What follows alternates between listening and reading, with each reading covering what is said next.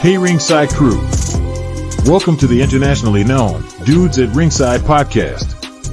And now here's your host, Joe Panther III.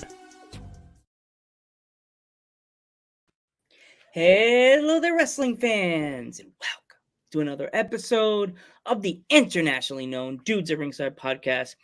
Today, we will be ending UK Wrestling Month. I want to thank everybody that's come on the podcast in this month of August.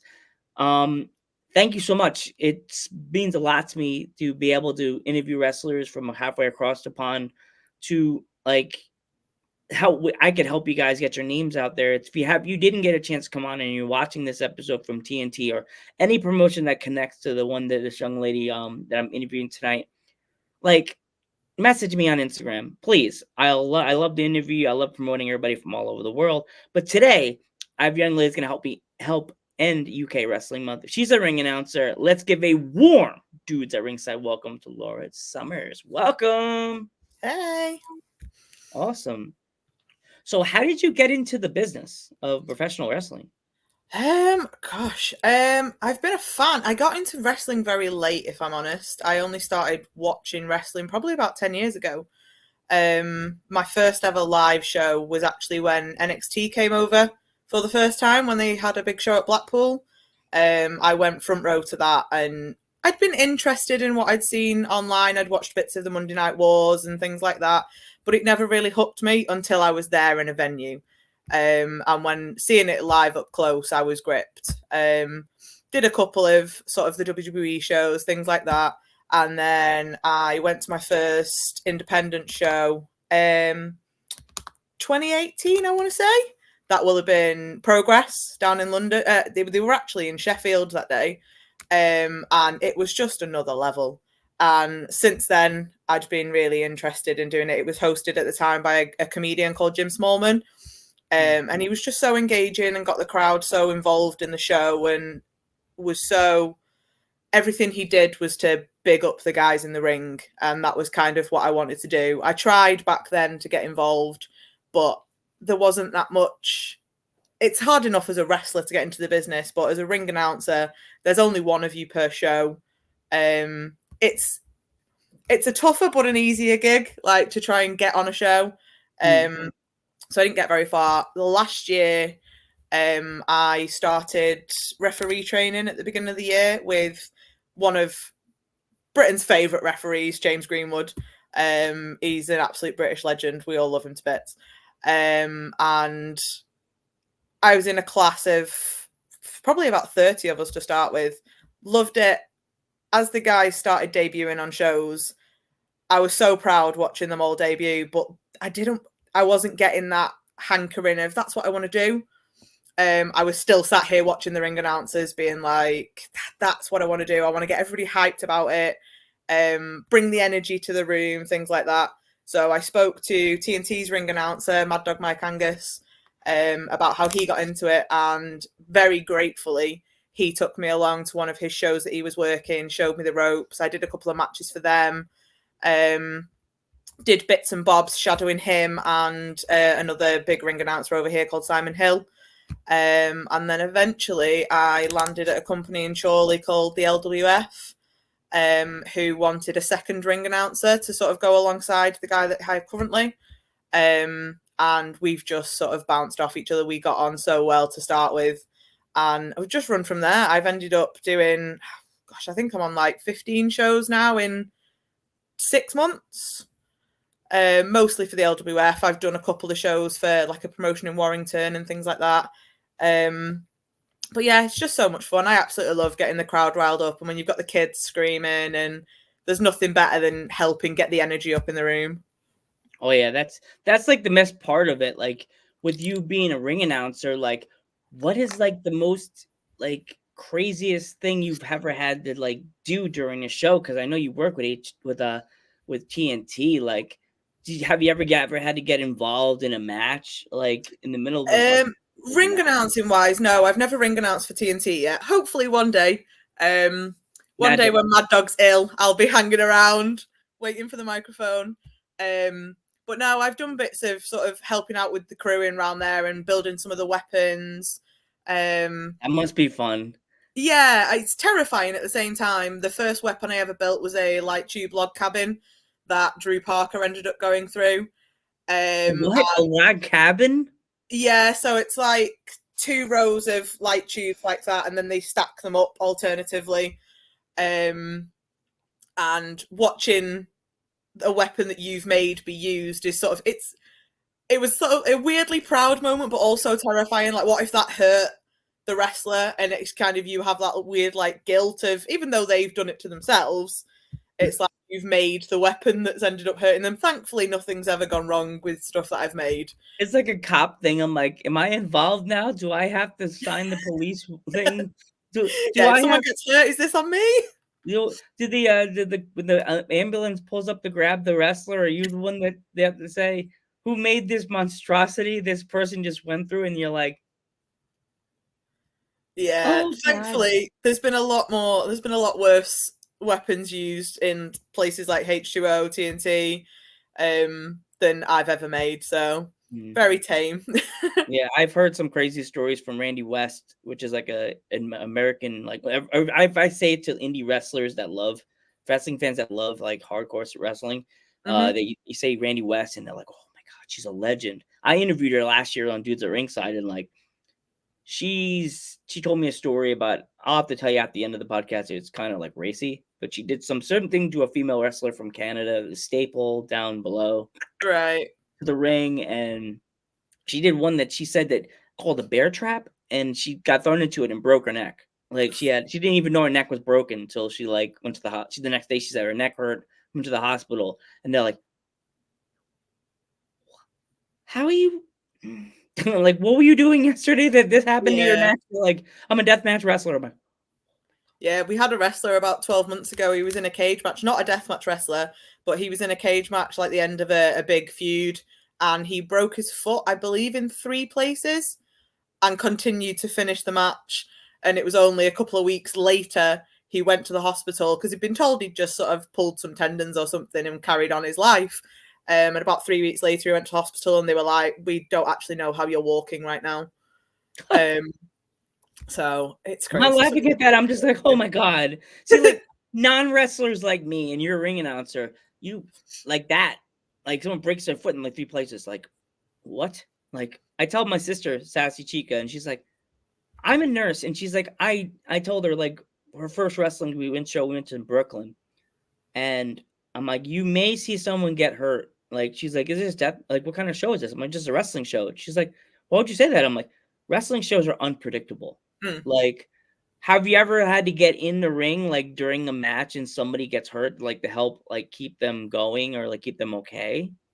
Thankfully not. I've seen a couple of injuries happen, but mainly sort of when I've been a fan. Most of the stuff I've had to get involved with has been like playing on an injury, like someone's been using it and they've needed extra people to come and make it look more real. Like if they've been trying to fool the referee or anything like that. Touch wood, thankfully, I've never had to deal with a genuine injury in the ring. Yeah, that's always the bad part of wrestling. Like the person gets hurt and now you're like, oh, I had to step in. So it was one of the things that drove me away from refereeing, to be fair, because I was terrified of being the person that had that responsibility. Yeah, like, you're like the referees babysitter. have such a hard job. You know what's funny and sad being the referee? It's like this, and then people laugh at me when I say this. It's like you are actually technically you're the babysitter between 2 boys or 2 women, and when you turn around to go check yourself in for 5 seconds, you look back and one of the kids is like my neck, and the girl is like my knee, and you're like, yeah. Oh. You try and tell them to get help, and they're like, no, it's fine, I'm okay. So okay, I'm good. No, you're not. You're limping around like a hurt bird. With being a ring announcer, is there ever like you had to go up to the wrestler or like go over like how you say names and stuff like that? Yeah, we have a tag team. Well, there's a lad called Padraig Quinlan, and his name is pronounced very different to how it's spelled. He's an Irish lad, and he's in a tag team with his brother and also a stable with 2 other guys. So he works quite a lot around the UK, and I had to announce him in the the first show I ever did solely by myself that I went start to finish, just me. I had to announce him, and I think I asked him how to pronounce his name about 7 times. 4 of them were in the 30 seconds before we walked through the curtain. Oh my God. Because I was so paranoid I was going to get it wrong. That happens like with anybody, like me. Before I started interviewing you, I was like, okay, how do you say your name? Yeah. Like, I don't want to screw up. So before your show, I know most singers, like Sassy, my sister, she sings. So like, do you have to like be able to have like you drink tea with like mint in it before the show, or like lemon, or like to keep your voice good the whole show? Like, how do you do that? No, I mean, I've always been, since being a child, I've sort of had a reputation of being the loudmouth, and kids' sports days and stuff at school, I was always the ones that scream all the way through and never lose my voice. Before I got involved in the business, like I say, I was a fan at the independent shows, and a lot of people knew me anyway because I was always the one stood front row making noise. And I think I'm just lucky that I have a voice that doesn't give out. So it's not something I've had to combat yet. I'm potentially, if I start working more and announcing more shows, I may have to start looking after my voice a little bit. But currently it's just Pepsi Max all day for me. Oh yeah. So like the week of a show, like how do you plan it out? You're a ring announcer. Do you have to like if you're traveling a long distance, like you have to go to like Scotland or like over across the country of England to do your wrestling? Is there like a schedule do you have like to travel this early to get to the show, like the city and stuff like that? So I tend to I get there as late as I can, really. So whenever the promoter has asked everyone to be there for, we'll try and get there as close to that as possible, because especially like I have a show that I work that's about a 2.5 hour drive away. So you think the length of a show is usually a good 3 hours. You've got usually sort of 2 hours prep time before. If you then add a 5 hour drive onto it, it's sort of a 10-hour day.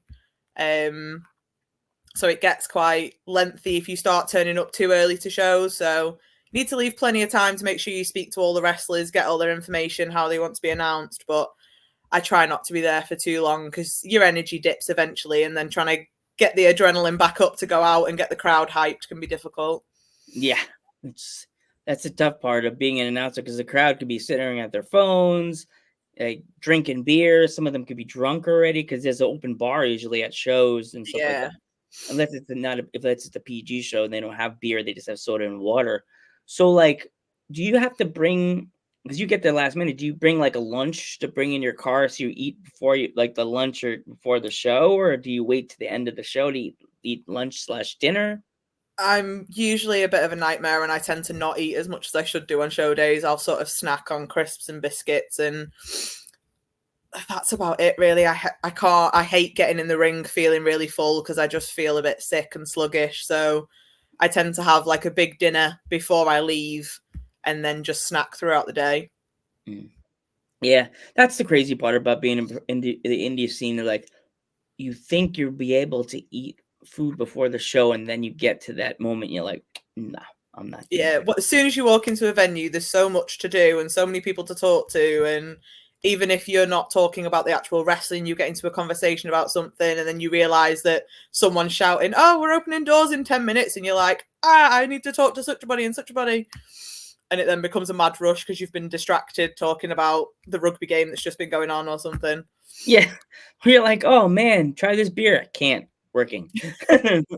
like for you, like, is like, do you have any fun stories from like any shows you're at?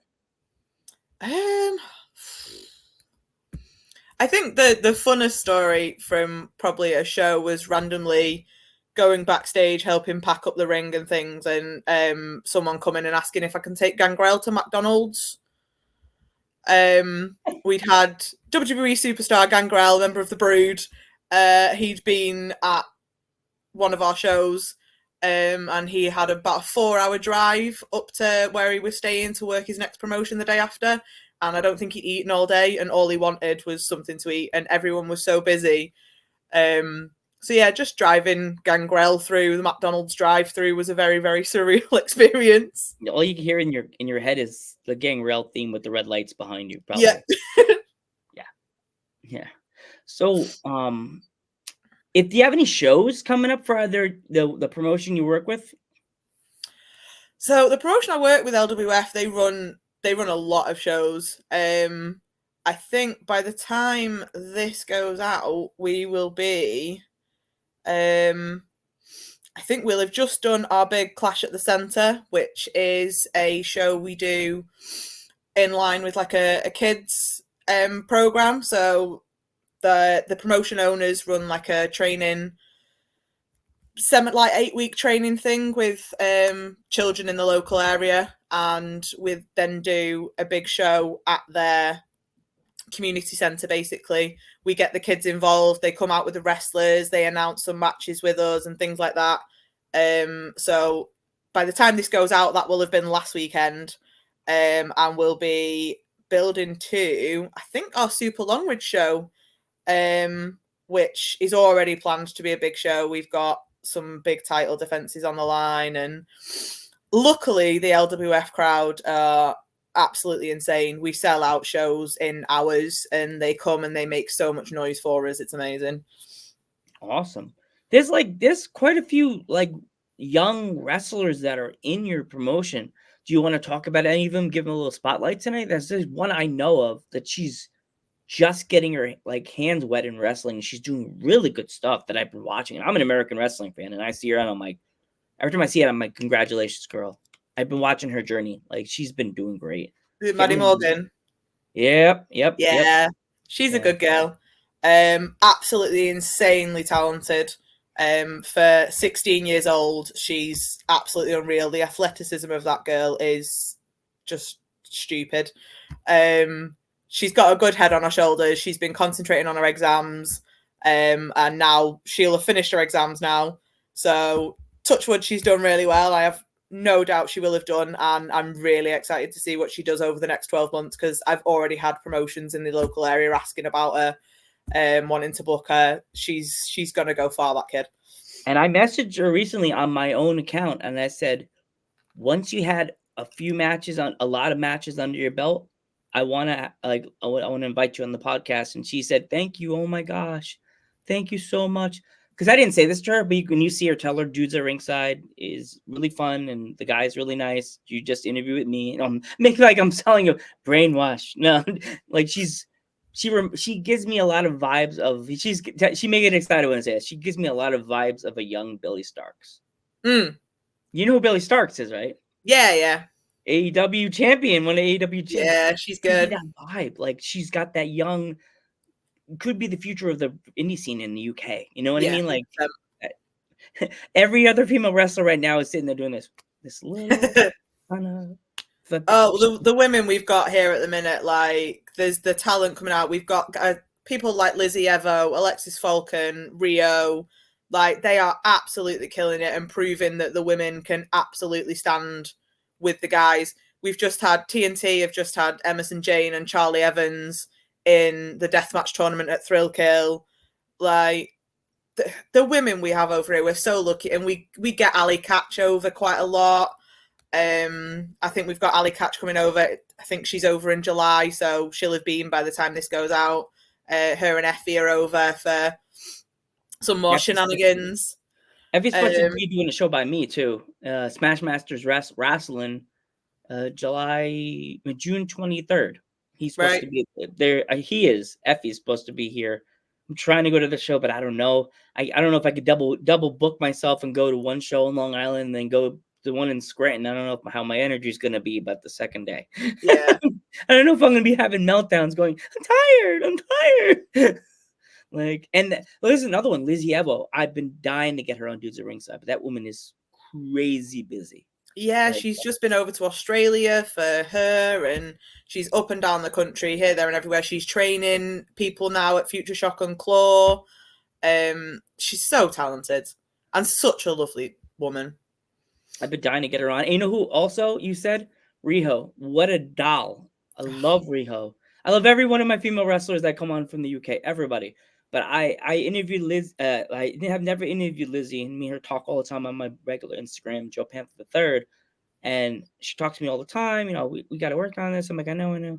But Riho, we talked for like 2 months, and then she's like, "Are you available?" And I was sad that day, and I was like, I had an empty room, and she was like, "Yeah." I'm like, "Yeah, why?" She's like, "I want to do a podcast. So we've been talking. Do we have a date?" And I'm like, "All right, now I'm not busy." But she's like, "What's wrong?" I said, just having a bumming day. I had to think about old stuff from the past from the podcast. And she's like, "Well, I'll get you energized. I'm excited to be here, and I've been wanting to do this for months." And I was like, "Oh my God, Lizzie ever wants to interview with me." And then she made a promo with the podcast. I was like, felt like Yeah. I could dance through a wall and it won't hurt my back. Like, yeah. So, if anybody wants to follow you or your indie promotion on social media, how can they find you and how can they find the promotion? So on Instagram and Twitter, let me just remember what I am. So it's Lauren_Sums with a double S on both Instagram and Twitter. And I think the LWF is under the LWF Wrestling on most things, Instagram and Facebook. We've just got TikTok up and running. So there's loads of stuff. You'll actually, hopefully, on the LWF social soon, you'll actually see my proposal from earlier on. Well, as we're filming this, it was last night. My partner proposed to me in the middle of the show last night. So that was all filmed on the LWF. So there's all sorts on there. We've got some incredible matches, some absolute silly shenanigans, some incredible wrestling. There's a bit of everything for everyone. So it's awesome. Yeah. I want to thank you so much for coming on the podcast. And again, thank you for helping me end UK Wrestling Month with a bang, because the indie wrestling, as we said, in the UK right now is absolutely on fire. Yeah. Like it makes me want to just go to the local place and get my passport and be like, I'm here. I'm like, Lori, get me a ticket. I'm on my way. Save it for me. I'll be here on this date. But yeah, thank you so much for coming on the podcast. I'm Joe Panther the Third. I'm Lauren Summers, and apparently here's my cat to come say hi. What's the cat's name? Luna. Oh, Luna. And that is Luna, and we will catch you in the next one. Bye.